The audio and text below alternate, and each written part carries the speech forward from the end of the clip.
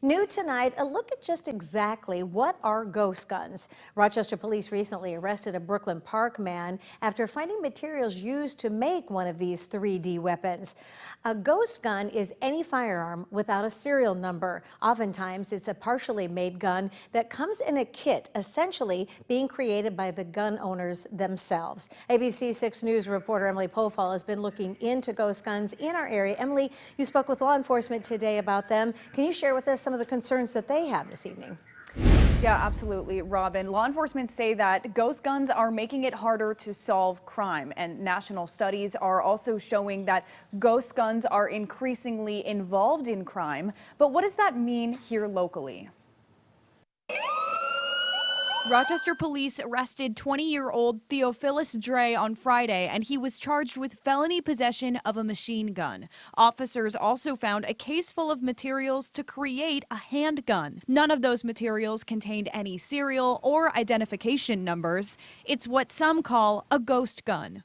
Certain people or certain states, have different registration requirements for firearms, and so being able to shield it from the legal definition of a firearm because it's not yet completed allows them to be more easily sold in different states.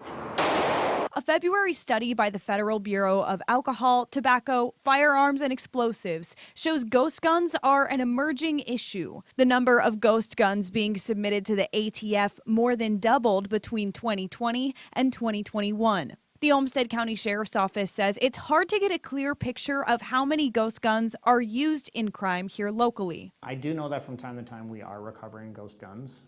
I don't know that we're recovering them currently at the record we have in the past. I know that a few years ago they kind of all of a sudden came onto the scene and they became very prevalent. But law enforcement also point out unless a person is otherwise prohibited from owning a firearm, it's not illegal to own a gun kit or homemade firearm in your home. They drill them out and mill them out. William Sanson, owner of B&L Guns and Rental in Dodge Center, says for some gun enthusiasts, it's something they do for fun. It's a hobby, like working on a car. There's welding and machining. It's not the average person on the corner that's going to take on a job like that right there. He says if gun kits don't get into the hands of someone inclined to do crime, they're not dangerous. Adding gun kits take a lot of skill and gun knowledge to put together.